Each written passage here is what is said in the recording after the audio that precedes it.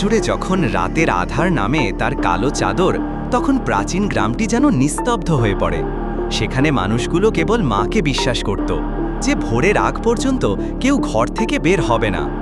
বিশেষ করে সেই পুরানো ঝরা বাড়িটি, যেখানে কয়েক দশক আগে এক অমীমাংসিত মৃত্যুর পর থেকে এক টানা অদ্ভুত ঘটনা ঘটে আসছে। রাহুল প্রথমবার ওই গ্রামে এসেছিল শীতকালের ছুটিতে। বিশ্ববিদ্যালয়ের প্রকৃতিপ্রেমী রাহুল আগ্রহী ছিল গ্রামীণ জীবন ও ঐতিহ্যের দিকে। সে ভাবেনি এ গ্রামে সে তার জীবনের সবচেয়ে ভয়ঙ্কর অভিজ্ঞতার মুখোমুখি হবে। গ্রামের লোকেরা যখন সন্ধ্যার পর ঘরবন্দি হয়, রাহুল তখনও ঝরা বাড়ির সামনে দাঁড়িয়েছিল। বাড়িটি মরু আর ধ্বংসস্তূপের মতো, ছাদ ঝরঝর করছে, জানালা বাতাস ভাঙা আর গাছের ডালে অদ্ভুত শিরশির শব্দ করছিল। গ্রামের বৃদ্ধারা বলে ও বাড়িতে ভূত বাস করে, একবার যেই ঢুকে পড়ে সে আর বেরোতে পারে না। রাহুল অবশ্য এরকম গল্পে বিশ্বাস করে না। সে ভাবল হয়তো কেউ পুরনো কল্পকাহিনী বুনছে। তাই সে নিজের ল্যাম্প ক্যামেরা নিয়ে রাত 10টায় সেই বাড়ির ভেতরে ঢুকল। ভেতরে ঢুকেই একটা ঠান্ডা বাতাস তাকে ছুঁয়ে গেল, যেটা বাইরে থেকে আসা শীতল হাওয়ার মতো নয়, বরং যেন মৃত্যু নিজেই তাকে স্পর্শ করছে।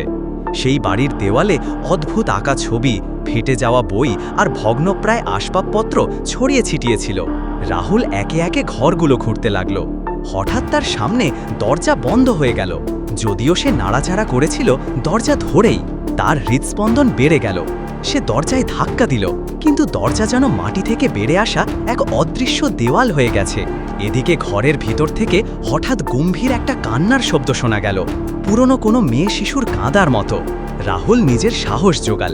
সে জানালা দিয়ে বাইরে তাকালো, কিন্তু বাইরে আর কেউ ছিল না। তখনই এক ঝলক আলো ভেতর দিয়ে ছুটে গেল। সে আলো যেন কোনো অদৃশ্য শক্তির ইঙ্গিত দিচ্ছিল। সে হঠাৎ বুঝতে পারল এই বাড়িতে একটা পুরনো রহস্য লুকিয়ে আছে, যা মৃত্যুর ছায়া থেকে এক টানা তাকে ঘিরে রেখেছে। রাহুল দরজার একপাশে চেপে দাঁড়িয়েছিল। কান্নার শব্দ এখন তার কানে আরও জোরে বাজছে, যেন একটা ছোট্ট মিষ্টি শিশুর কান্না, যা একসঙ্গে ভীতিকর ও বিষণ্ণ। সে ঘরটাতে ঢুকতে চাইল, কিন্তু দরজার বন্ধ থাকা এখনও কাটেনি।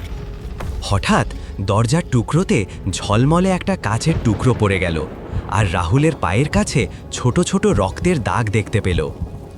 রক্ত! তার হৃদয় অবশ হয়ে গেল।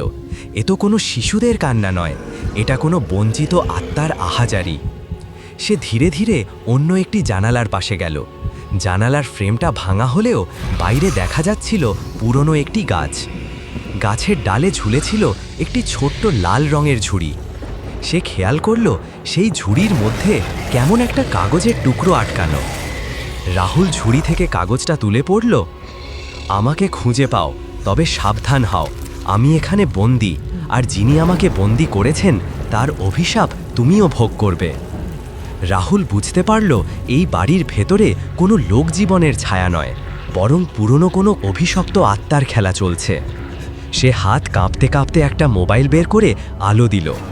হঠাৎ মোবাইলের স্ক্রিনে অদ্ভুত একটা ছবি ফুটে উঠল। একটি মেয়ে, গায়ে সাদা পোশাক, চোখে এক অদ্ভুত নীলাভ দীপ্তি, আর মাথার একপাশে রক্ত ঝরা চুল। সে মেয়ে কাকে বোঝাতে চায়? কাগজে কি তার নাম লেখা ছিল? রাহুল একটু দূরে গিয়ে একটা পুরনো কাঠের কেবিলের নিচে এক ডায়েরির পাতা পেল। ডায়েরিটি ভাঙা, পাতা ছেঁড়া। সে ভঙ্গুর হাতেখড়ি পড়ে বুঝতে পারল এটি ছিল সেই মেয়ের নাম সায়রা। সায়রা ছিল এই বাড়ির একমাত্র মেয়েটি, যে বহু বছর আগে রহস্যজনকভাবে অদৃশ্য হয়ে গিয়েছিল। ডায়েরির লেখায় উল্লেখ ছিল সায়রার পরিবার একদিন এই বাড়িতে ঘর ছাড়তে বাধ্য হয়েছিল, কারণ তাদের ওপর এক অশুভ শক্তি বাস করত।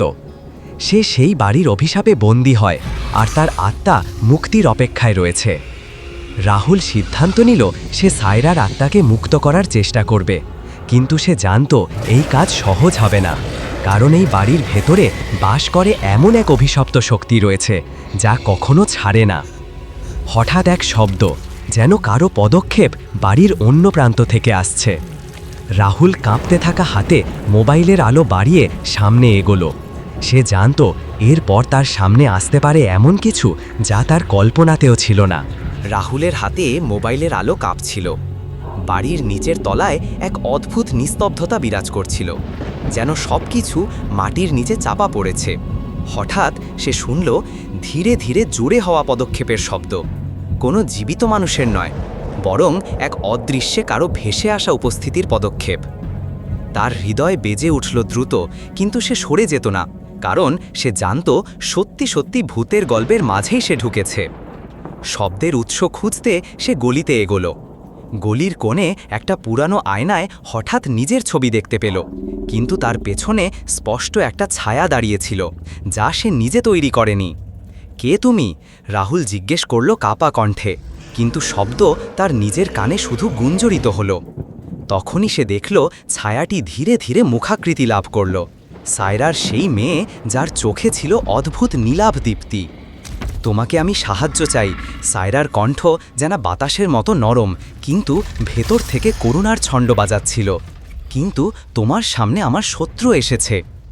এক শ্বাসে রাহুল বুঝল সেই অভিশপ্ত শক্তি আসছে, যেটা তাকে এবং সায়রাকে ধ্বংস করার জন্য অপেক্ষা করছে।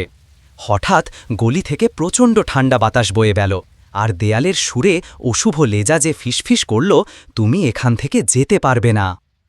রাহুলের চোখের সামনে সব ঝাপসা হয়ে এলো। সে লড়াইয়ের জন্য প্রস্তুত হলো, কিন্তু জানত না তার সামনেই কি ভয়ঙ্কর এক যুদ্ধে নামতে হবে। রাহুল যখন সেই অশুভ কণ্ঠ শুনল, তখন তার চারপাশে সময় থেমে গেল যেন। বাতাস চলা বন্ধ, মোবাইলের আলো নিভে গেল। পুরো বাড়িটা ঢুকে পড়ল এক নিঃশব্দ শূন্যতায়। শুধু রাহুলের নিঃশ্বাসের শব্দ আর হার্টবিটের ধাক্কা। তার পায়ের নিচে মেঝে ফাটতে শুরু করল। ধীরে ধীরে সে একটা অন্ধকার সুড়ঙ্গের মধ্যে পড়ে গেল। সেটা কোনো বাস্তব জিনিস ছিল না, একটা মানসিক ফাঁদ, যা সময় আর আত্মাকে বিভ্রমে টেনে নেয়। রাহুল জ্ঞান ফিরে পেল একটা লাল আলোয় ভরা ঘরে। চারপাশে দেয়াল নেই, শুধু অস্পষ্ট ছায়া, ফিসফাস কণ্ঠ আর এক টানা কান্না। তুমি আমাদের মতো হবেই, কণ্ঠগুলো বলল, তুমিও বন্দী হবে এই বাড়ির মতো। হঠাৎ তার সামনে একটা দরজা দেখা গেল, অদ্ভুত কালো, কিন্তু মাঝখানে একটা চোখ আঁকা, যেটা রাহুলের দিকে তাকিয়ে আছে। দরজার নিচ দিয়ে রক্ত গড়িয়ে আসছে। সে দরজা খুলতেই ভেতরে একের পর এক মানুষের ছবি ঝুলছে, যাদের চোখ নেই। প্রতিটি ছবি যেন জীবন্ত, কিন্তু তাদের মুখে একটি অদ্ভুত অভিব্যক্তি, আতঙ্ক আর দুঃখের মাঝে আটকে থাকা আত্মার শেষ চিৎকার। একটি ছবি হঠাৎ নড়ে উঠল, সেটা ছিল সায়রার। আমাকে তুই মুক্ত কর, তার ঠোঁট নাড়ল ছবি থেকে। তুই চাইলে পারবি, কিন্তু তার আগে তুই দেখবি সত্যি কি ছিল। ঘরের মাঝখান থেকে ভেসে উঠল একটি পুরনো দৃশ্য। একটি পরিবার এই বাড়িতে এসেছিল বহু বছর আগে, মা, বাবা আর তাদের একমাত্র মেয়ে সায়রা। বাবা ছিলেন একজন তান্ত্রিক, তিনি অমরত্ব খুঁজতে গিয়ে বাড়িকে অভিশপ্ত করেছিলেন। সেই রাতে পূর্ণিমার আলোয় মেয়েকে বলি দেবার মুহূর্তে সায়রার মা আত্মহত্যা করেন, আর সায়রা কাঁদতে কাঁদতে বাড়ির মাঝখানে পড়ে যায়। তার আত্মা রয়ে যায় এই অভিশপ্ত সময়ে, ঘড়ির কাঁটা যেখানে থেমে গেছে। এই মুহূর্তে রাহুল বুঝতে পারল সায়রা শুধু একটা ভূত নয়, বরং এক অবরুদ্ধ সত্য। আর সেই তান্ত্রিক বাবা এখনও জীবিত নয়, কিন্তু তার আত্মা এই বাড়ির নিচে আছে, জেগে। আর রাহুল ছিল সেই ভবিষ্যৎ লোক, যার মাধ্যমে সে আবার মুক্ত হয়ে পৃথিবীতে ফিরে আসতে পারবে। তুই ভুল করছিস রাহুল, এখানে আসার। পেছন থেকে কণ্ঠ এলো। সে ঘুরে দেখল সেই তান্ত্রিক আত্মা, অর্ধেক গলে যাওয়া মুখ, পাথরের মতো চোখ। তুই যদি সায়রাকে ছাড়াস, আমি তোকে নিয়ে যাব আমার জায়গায়। রাহুলের ঘুম ভেঙে গেল এক অদ্ভুত আওয়াজে। সে তার চোখ মেলতেই বুঝল সে আর তার নিজের রুমে নেই। চারপাশে ছড়িয়ে আছে অন্ধকার, যেখানে বাতাসের সুর শোনাচ্ছে এক ভয়ানক সুরের মতো। সামনে ছিল এক অদ্ভুত দরজা, যার ওপারে এক অসীম কুয়াশা ভাসছে। রাহুল বুঝতে পারল এটা তার স্বপ্ন নয়, এটা এক অন্য জগতের দরজা। সে সাহস করে দরজার দিকে এগোতে লাগল। হঠাৎ তার চোখে পড়ল দরজার আয়নায় দেখা গেল সেই সায়রার মুখ, কিন্তু তার চোখের গভীরতায় ছিল অসীম বেদনা আর শোক। রাহুল, আমাকে সাহায্য করো, কানে ফিসফিস করল সে। রাহুলের হৃদয় কাঁপতে লাগল। সে জানত এই ছায়া মানেই সায়রার মুক্তির অসম্পূর্ণ অধ্যায়। সে জানত যদি সেই দরজা পার হতে না পারে, তাহলে সায়রা হয়তো চিরতরে হারিয়ে যাবে। কিন্তু সবচেয়ে বড় ভয় ছিল রাহুল নিজেও হয়তো সেখানে আটকা পড়বে। তার সামনে যুদ্ধে নেমে পড়ার মতো শক্তি আর ভয়ের মধ্যে লড়াই শুরু হলো। সে দরজার দিকে হাত বাড়ালো, সেই সাথে তার মনোবল ও সাহসের এক নতুন আলো জ্বলে উঠল। আমি তোমাকে ছেড়ে দেব, বলল সে। তুমি মুক্ত হবে, আর আমি তোমার সঙ্গে থাকব। দরজা খুলে গেল, আর রাহুল ঢুকে গেল এক অদ্ভুত অন্ধকার জগতে, যেখানে বাস্তব আর কল্পনার সীমানা হারিয়ে গেছে। রাহুল গভীর রাতে ঘুমোতে না পেরে বসেছিল পুরনো বাড়ির একটি কক্ষে। চারদিকে অন্ধকার, বাতাসের নরম ফিসফিস শব্দ মাঝে মাঝে তার কান পেতে এসে গা ছমছমে করছিল। সে ডায়েরি খুলে বসেছিল, যেখানে সায়রার কাহিনী এবং তার আবেগের ছাপ ছিল জড়িয়ে। ডায়েরির পাতাগুলো যেন হাওয়ার সাথে মিশে সময়ের গভীরে স্লিপ করার মতো লাগছিল। তখনই সে দেখতে পেল একটি পাতায় অদ্ভুত ছবি, একটা ঘড়ির মতো, কিন্তু তার কাঁটা ছিল না, বরং গুমটানো অন্ধকার ছড়ানো এক সুড়ঙ্গের ছবি। ডায়েরির পাশে লেখা ছিল, সময়ের ছিদ্র, যেখান থেকে অতীত ও বর্তমান মিশে যায়, যেখান থেকে কেউ একবার প্রবেশ করলে সময়ের বেষ্টনী তার মুক্তি দেয় না। রাহুলের মন উত্তেজনায় কাঁপতে লাগল।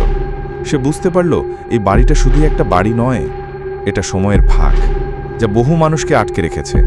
সে অজান্তেই ওই ফাঁকের মধ্যে দিয়ে প্রবেশ করে গিয়েছিল, এবং এখন তার সামনে সেই সময়ের ছিদ্র খুলে যাওয়ার পথ। বাইরে বাতাসের শব্দের সঙ্গে মিলেমিশে এলো এক ভিন্ন সুর, যেন অতীতের ছায়ারা তাকে ডেকে আনে। হঠাৎ সে লক্ষ্য করল, দেয়ালে ঝুলানো একটি আয়না থেকে হঠাৎ নরম নরম আলো ঝলমল করতে শুরু করল। সে আলো যেন ডেকে নিয়ে যাচ্ছে একটি ভিন্ন জগতে। রাহুল বুঝল তার সামনে রয়েছে এক কঠিন পরীক্ষা। সে যদি সেই সময়ের ছিদ্র পার হয়ে যেতে না পারে, তবে হয়তো চিরতরে আটকা পড়বে এই অন্ধকারের মাঝে। নিজের ভয় ও সাহসের মধ্যে দ্বন্দ্বে সে হাত বাড়ালো আয়নার দিকে। হঠাৎ সে নিজেকে একটা অন্য সময়ের মধ্যে আবিষ্কার করল, যেখানে তার চারপাশে ছড়িয়েছিল পুরনো পাথরের সিংহাসন, কাঠের মেঝে আর ছায়াময় করিডোর। সে একটি দুর্বল আলোর নিচে দাঁড়িয়েছিল, যেখানে ঘড়ির কাঁটাগুলো দ্রুত ঘুরছিল, যেন সময় নিজেই অস্থির। রাহুল বুঝতে পারল সে এখন অতীত আর বর্তমানের মাঝামাঝি এক জায়গায়, যেখানে সময়ের নিয়ম পাল্টে গেছে। তার চারপাশে শব্দ ছিল, দূরে দূরে কাদামাটি ভাঙার আওয়াজ, ঝিরঝির বাতাসের শীতল স্পর্শ আর দূরের বেদনাময় চিৎকার। সে বুঝল সে এক বিপজ্জনক সময়ের ফাঁকে আটকা পড়েছে, যেখানে আত্মারা এখনো শান্তি পায়নি। রাহুল একে একে করিডোর দিয়ে এগোতে লাগল। তার হৃদয় কাঁপছিল, কিন্তু সে থেমে থাকতে পারল না। পথের শেষে সে দেখতে পেল এক দরজা, যা ঢেকে ছিল পুরনো বেতের গাছ দিয়ে। সে দরজাটা খুলে ঢুকল। সেখানে ছিল এক চমকপ্রদ দৃশ্য, একটি ঘর যেখানে দেয়ালে অসংখ্য ছবি ঝুলছিল, আর সব ছবিতে ছিল সায়রার মুখ।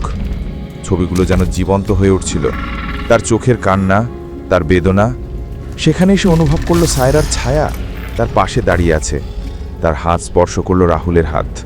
সে বলল, রাহুল, আমি এখানে আটকা, মুক্তি চাই। সময়ের এই ছিদ্রে আমি বন্দী।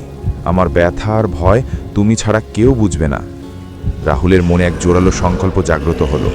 সে সিদ্ধান্ত নিল সায়রাকে মুক্ত করার জন্য নিজেকে সময়ের ছিদ্রে বন্দী করেই যুদ্ধে নামবে। সে জানত এই যুদ্ধে হারলে সে আর ফিরে আসতে পারবে না, কিন্তু যদি জয়ী হয়, তাহলে সায়রার মুক্তির সাথেই সে নিজেরও মুক্তি পাবে। তখনই দরজা ধীরে ধীরে বন্ধ হয়ে গেল, আর সময়ের ছিদ্র বন্ধ হয়ে যাওয়ার শব্দে পুরো জায়গাটা কম্পিত হলো। রাহুলের চোখে জল এসে পড়ল, কারণ বুঝতে পারল সে আর পেছনে ফিরতে পারবে না। সে এক অদ্ভুত সাহস নিয়ে দরজার দিকে এগোলো, আর পা দিল এক অন্য জগতের পথে, সময় আর বাস্তবতার সীমানা মুছে যাওয়া এক জগতে। সেই জায়গায় সায়রার কষ্ট আর বেদনা ঘন ঘন স্পর্শ করছিল রাহুলের হৃদয়। সে জানত তার সামনে রয়ে গেছে ভয়ঙ্কর যুদ্ধ, যা শুধু তার জীবনই নয়, তার আত্মার মুক্তিও নির্ধারণ করবে। অতঃপর সে এক গভীর শ্বাস নিল, হাত বাড়ালো সামনে, আর প্রবেশ করল এক অসীম কালো অন্ধকারে, যেখানে সময় আর বাস্তবতার গণ্ডি বিলীন হয়ে গিয়েছিল। বনের ভিতর একটা অদ্ভুত নীরবতা। বাতাস নেই, পাখি নেই, শুধু গাছের শুষ্ক ডালপালা আর পাতার ওপর পায়ের টুকটুক শব্দ। রাহুল হাঁটছিল নিঃশব্দে, কিন্তু তার শরীর যেন চলছিল অজানা কারো তাগিদে। মনে হচ্ছিল সে এক পুরনো চেনা পথ ধরে এগিয়ে চলেছে, যদিও সে কখনো এই বন দেখেনি। চারপাশে ঘন কুয়াশা, অদৃশ্য এক কাঁপুনি তার মেরুদণ্ড বেয়ে নেমে যাচ্ছে। তার ডান হাতের তালু জ্বলছে, ঠিক সেই জায়গায় যেখানে আয়নার ভেতরের মেয়েটি ছুঁয়ে দিয়েছিল। সেদিন আয়নার মধ্যে যে কিশোরী কাঁদছিল, যে তার দিকে হাত বাড়িয়েছিল, সে ছিল সায়রা নাকি তার আত্মা? কুয়াশার ভিতর হঠাৎ একটা মৃদু কণ্ঠস্বর কানে এলো, রাহুল। সে থেমে দাঁড়ালো। চারপাশ শুনশান, কণ্ঠস্বরটা আবার এলো, এবার একটু কাছে। তুমি ফিরে আসবে, তাই না? রাহুল চোখ বড় করে তাকাল। ঘন কুয়াশার মধ্যে ধীরে ধীরে ভেসে উঠল একটা ছায়া। সাদা পোশাক, এলোমেলো চুল, ফ্যাকাশে মুখ, কিন্তু চোখ দুটি যেন একটা গভীর নদী। অতল কষ্ট, ভালোবাসা আর অভিশাপের দুঃসহ ভার বয়ে বেড়াচ্ছে। সায়রা, সে ফিস ফিস করে বলল। মেয়েটি কিছু বলল না, শুধু তার দিকে তাকিয়ে রইল। রাহুল এক পা এগোতেই সে অদৃশ্য হয়ে গেল। ঠিক তখনই মাটির নিচ থেকে ধীরে ধীরে উঠে এলো একটা কাঠের সিঁড়ি। সেটা নামছে অনেক নিচে, একেবারে অন্ধকার গভীরে।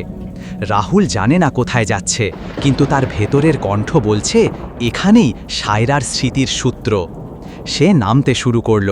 প্রতি ধাপে একটা ফিসফিসানি, কখনো বাচ্চার কান্না, কখনো কোনো বৃদ্ধার দুর্বোধ্য মন্ত্রোচ্চারণ, কখনো কোনো পুরুষের শ্বাসরুদ্ধ গুঞ্জন। নিচে নামতেই সে দেখতে পেল একটা বিশাল লোহার দরজা। দরজার গায়ে লেখা স্মৃতির কুঠুরি। এখানে সময় দাঁড়িয়ে থাকে, কিন্তু যাত্রা চলতে থাকে। রাহুল দরজাটা ধাক্কা দিল। ধাতব শব্দে তা খুলে গেল। ভিতরে ঢুকতেই একটা শীতল হাওয়া বয়ে গেল তার শরীর জুড়ে। চারদিকে অদ্ভুত আলো, না হলুদ না নীল, যেন কোনো মৃত স্মৃতির রং। এক পাশে কয়েকটা ধ্বংসপ্রাপ্ত খাট, একটা পুরনো দোলনা, মাটিতে ছড়ানো কিছু পুতুল। দেওয়ালে রক্তে লেখা একটা বাক্য, তুমি আমাকে কথা দিয়েছিলে, তুমি ফিরে আসবে। রাহুলের গলা শুকিয়ে এলো। তার মনে পড়ে গেল সেই রাতে যখন সে আর সায়রা শেষবার দেখা করেছিল। তারা একসাথে পালাতে চেয়েছিল, কিন্তু রাহুল ফিরতে পারেনি, ভয় পেয়েছিল। আর সায়রা, তার চোখ সামনে চলে গেল। একটা আয়না, ঘরের এক কোণে রাখা। কিন্তু এ কোনো সাধারণ আয়না নয়, তার ভেতর দিয়ে যেন আর একটা জগৎ দেখা যাচ্ছে। রাহুল এগিয়ে গেল। আয়নার সামনে দাঁড়াতেই সে দেখতে পেল ভেতরে একটা ছোট্ট ঘর, ঠিক যেমনটা এই ঘর, কিন্তু তার মাঝে বসে আছে সেই কিশোরী সায়রা। চুল এলোমেলো, গায়ে পুরনো পোশাক, গালে শুকনো কান্নার দাগ। সে তাকিয়ে আছে এক দৃষ্টিতে। তুমি ফিরেছ? সে জিজ্ঞাসা করল। রাহুল উত্তর দিতে পারল না, গলা আটকে গেছে। তুমি জানো আমার কি হয়েছিল? সায়রার কণ্ঠে ছিল অভিমান। আয়নার ভেতর বদলে যেতে লাগল দৃশ্য। একের পর ছবি, সায়রার ছোটবেলা, নির্যাতনের চিহ্ন, তার পালিয়ে যাওয়ার চেষ্টা, সেই রাতের আগুন যখন সে পুড়ে যায় এক অভিশপ্ত তান্ত্রিকের যজ্ঞে, আর তার আত্মা আটকে পড়ে এই আয়নার ভেতর। চারপাশে তারা বলল আমাকে মুক্তি দেবে, সায়রা বলল, কিন্তু কেউ কথা রাখেনি, তুমিও না।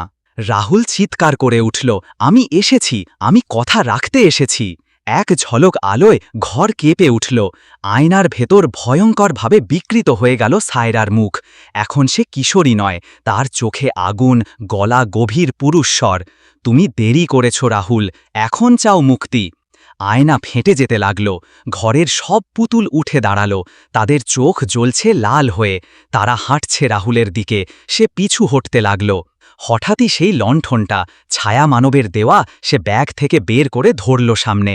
লণ্ঠনের আলোয় সব থেমে গেল। একটা দরজা নিজে থেকেই খুলে গেল। ভেতর থেকে নিঃশব্দে একটা আওয়াজ এলো, এগিয়ে এসো, সত্য জানতে হলে ভয় পেরোতে হয়। রাহুল জানে এ কেবল শুরু। যে সত্য তাকে আঘাত করবে, কিন্তু যা ছাড়া মুক্তি নেই। মুক্তি নেই সায়রার, মুক্তি নেই সেই শত শত আত্মার যারা ভুলে যাওয়া প্রতিশ্রুতির ভারে বন্দী। সে ঢুকে গেল সেই অন্ধকার পথে। অদৃশ্য দরজা আবার বন্ধ হয়ে গেল। অন্ধকারে ঢোকার সঙ্গে সঙ্গে রাহুল অনুভব করল যেন সময় থেমে গেছে।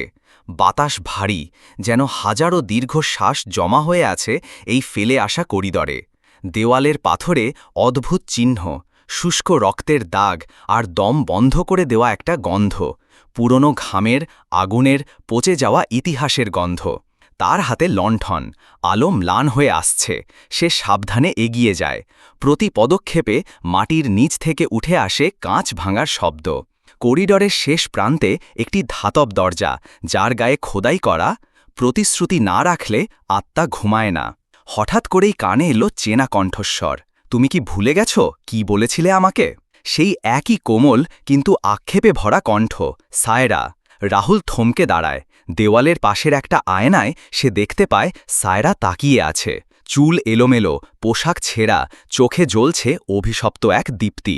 সেই রাতে তুমি বলেছিলে তুমি ফিরে আসবে। আমি অপেক্ষা করেছিলাম, জানো। রাহুলের গলা শুকিয়ে আসে। সে ফিসফিস করে বলল, আমি ভয় পেয়েছিলাম। ভয়? আর আমি?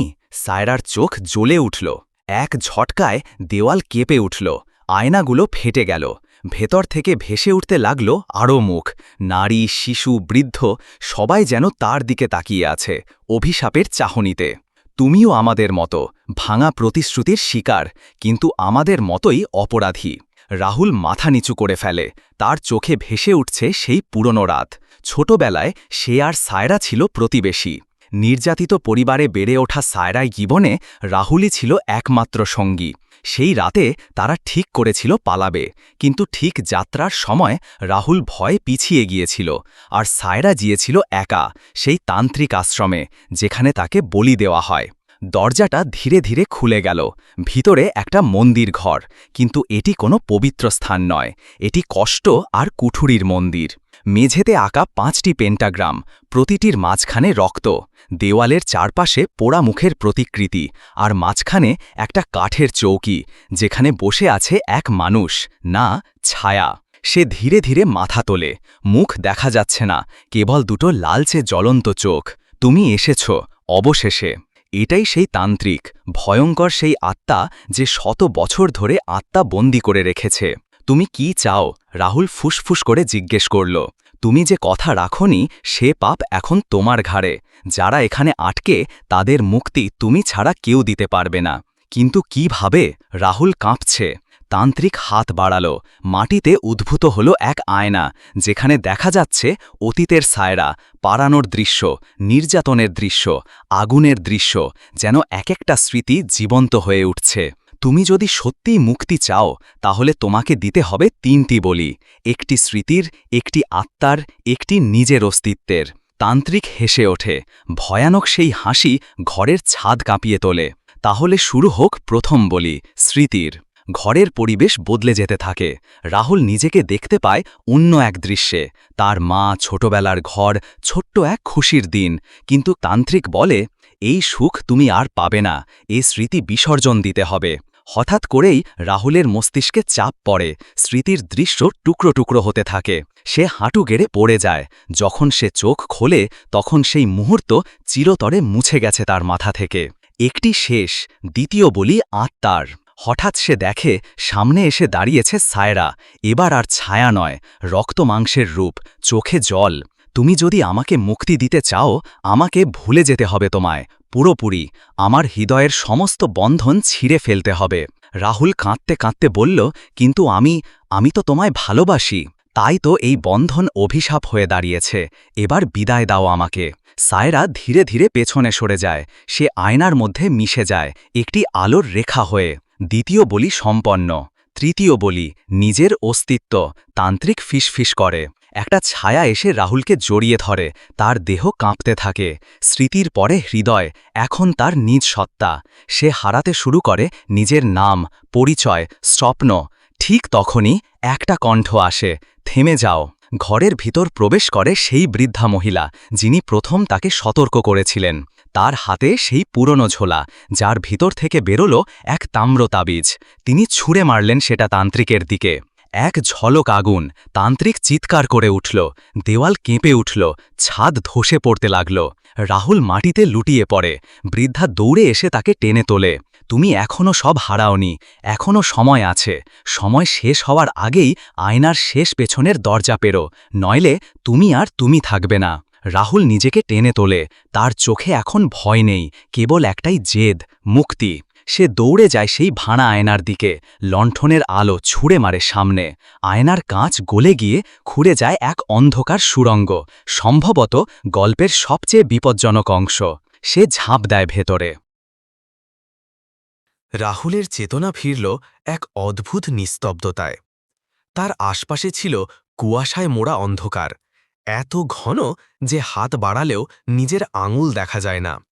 মাটিতে ধুলোর মতো কিছুর ওপর সে শুয়ে আছে, ঠান্ডা, নিস্পন্দ। দূরে কোথাও থেকে বয়ে আসছিল পানির কুলকুল ধ্বনি। বাতাসে পাতা ঝরার শব্দ নয়, বরং যেন দীর্ঘ শ্বাস, করুণ মিনতি। সে উঠে দাঁড়ায়, পেছনে তাকিয়ে দেখে সেই ভাঙা আয়নার প্রবেশদ্বার অদৃশ্য। এ যেন এক সম্পূর্ণ নতুন জগৎ। এখানে আকাশ নেই, সূর্য নেই, আলো আসে না, তবু চারপাশ পরিষ্কার। আলোহীন এক আলোর জগৎ। এখানেই ছায়ার উপত্যকা। দূরে কুয়াশার আড়ালে সে দেখতে পায় কিছু ছায়া মূর্তি, হাঁটছে, বসে আছে, কেউ কেউ গাইছে সুরহীন গান। এরা মৃত নয়, জীবিতও নয়, যেন এমন আত্মারা যারা নিজের মৃত্যুকে বুঝে ওঠেনি কিংবা জীবনের ভার ভুলতে পারেনি। তুমি আসবে, জানতাম। হঠাৎ কানে এলো এক ভারী কণ্ঠস্বর। রাহুল চমকে দাঁড়ায়। তার সামনে এসে দাঁড়ায় এক দীর্ঘদেহী পুরুষ মূর্তি, যার মুখে মুখোশ, কাঁধে কালো ঝুলন্ত চাদর। তার হাতে এক কাঠের লাঠি, মাথার চারপাশে ধোঁয়ার মতো কালো রেখা ঘুরছে। আমি হলাম অঙ্গার, ছায়ার উপত্যকার পথ প্রহরী। তুমি যেহেতু আত্মার প্রতিশ্রুতি রেখেছ, এখান দিয়ে যাওয়ার অধিকার তোমার আছে, কিন্তু প্রতি পদক্ষেপে এক একটি সত্য তোমার সামনে উন্মোচিত হবে, এবং সব সত্য তোমার জন্য তৈরি নয়। রাহুল কাঁপা গলায় বলল, আমি শুধু মুক্তি দিতে চাই, সায়রাকে, বাকিদেরও। অঙ্গার উত্তর দেয় না। সে লাঠি মাটি ঠোকে হাঁটতে শুরু করে। রাহুল তার পেছনে চলতে থাকে। প্রথমে তারা পেরিয়ে যায় আত্মদহন ঝর্ণা, এক জায়গা যেখানে আত্মারা দাঁড়িয়ে থাকে চিরন্তন অনুতাপে, নিজেদের অপরাধময় স্মৃতিগুলো বারবার জীবিত করে তন্দ্রার মাঝে ছুঁড়ে দেয়। একটা আত্মা কাঁদতে কাঁদতে বলে, আমার সন্তানকে আমি গলা টিপে মেরেছিলাম, সে এখনও আমার স্বপ্নে আসে। অন্যজন বলে, আমি সেই রাতে মেয়েটিকে জোর করেছিলাম, আমার মৃত্যুও শান্তি দেয় না। রাহুলের গা ঘিন ঘিন করে ওঠে, কিন্তু সে এগিয়ে যায়।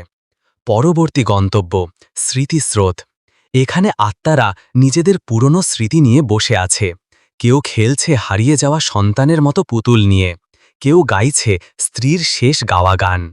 রাহুল হঠাৎ দেখতে পেল একটা মেয়ে, চুল খোলা, একা বসে একটি কাঠের ঘোড়ার পিঠে হাত বুলাচ্ছে। সায়রা। কিন্তু এই সায়রা ভিন্ন, শান্ত, নির্বিকার। সে যেন রাহুলকে চেনে না। সে বলে, এই ঘোড়াটি রাহুল আমাকে দিয়েছিল যখন আমার বাবা আমায় পেটাত। তার কাছেই আমি প্রথমবার ভালোবাসা শিখেছিলাম, কিন্তু সে কথা রাখেনি। আমি একা চলে যাই, আর ফিরিনি। রাহুল এগিয়ে যেতে চায়, কিন্তু অঙ্গার তাকে বাধা দেয়। তুমি এখন কথা বলতে পারো না। সে তোমার মনে আছে, কিন্তু তার মনে নেই। আত্মা মুক্তি পেতে গেলে স্মৃতি ধুয়ে যায়। তুমি শুধু দেখতে পারো, কিন্তু ছুঁতে পারো না। রাহুলের চোখে জল জমে। সে বলে, আমি কি তাকে আবার নিজের স্মৃতি ফিরিয়ে দিতে পারি না? অঙ্গার দীর্ঘশ্বাস ফেলে। তোমার আত্মত্যাগ যথেষ্ট ছিল, কিন্তু শুদ্ধিকরণের শেষ ধাপ এখনও বাকি। হঠাৎ কুয়াশা ঘন হয়ে আসে। অঙ্গার থেমে যায়। এবার তুমি প্রবেশ করবে ছায়ার সবচেয়ে গভীর স্তরে, পরিত্যক্ত চিন্তার কূপে। এখানে পড়ে থাকে আত্মারা, যাদেরকে কেউ মনে রাখেনি, যারা হারিয়েছে পরিচয়, শ্রদ্ধা, মর্যাদা। তাদের ভেতর দিয়ে যাওয়ার মানে নিজের মধ্যেও একবার হারিয়ে যাওয়া। রাহুল ধীরে ধীরে এগিয়ে যায়। চারপাশে এখন আর আত্মা নেই, কেবল ছায়া। তারা এগিয়ে আসে, রাহুলের গায়ে হাত রাখে। প্রতিটা স্পর্শে সে শুনতে পায় হাজারো গলা, তুমি আমাদের মতো, ভুলে যাও, সব ভুলে যাও, ফিরে যাও না। হঠাৎ সে নিজেকে দেখতে পায় শিশুকালে, বাবার গলা জড়িয়ে ধরে কাঁদছে। তারপর মা কাঁদছে, স্কুলে উপহাস, প্রেমে ব্যর্থতা, সব এক একে ভেসে ওঠে। সে হাঁপিয়ে পড়ে, চিৎকার করে ওঠে, আমি হারাতে চাই না, আমি ভুলিনি। আর তখনই তার সামনে ফুটে ওঠে এক স্বচ্ছ সেতু, যে সেতু ছায়াল উপত্যকার শেষ প্রান্তে গিয়ে মিশেছে, মুক্তির দরজায়। অঙ্গার তার পেছনে এসে দাঁড়ায়। তুমি সত্যিই বার করেছ। এখন একমাত্র জিনিস বাকি। সায়রার আত্মা যদি মুক্তি পেতে চায়, তাকে ফিরিয়ে আনতে হবে সেই আগুনের রাত থেকে। স্মৃতি ফিরিয়ে দিলে সে নিজেই সিদ্ধান্ত নেবে, মুক্তি চায় নাকি প্রতিশোধ। রাহুল বলল, কিন্তু কিভাবে? অঙ্গার একখণ্ড পাথর দেয়, রক্তাভ লাল, আগুনের মতো উজ্জ্বল। এই পাথর তার হৃদয়ে ছুঁয়ে দাও। যদি সে সত্যিকারের মুক্তি চায়, সে ফিরে আসবে, যদি না চায় সে চিরকাল ছায়ায় হারিয়ে যাবে। রাহুল সেই পাথর। রাহুল সেতুর অপর প্রান্তে এসে দাঁড়ায়। চারপাশে ধীরে ধীরে আলো ছড়িয়ে পড়ে, তবে তা জীবনের আলো নয়, বরং মৃত্যুর শান্ত আভা।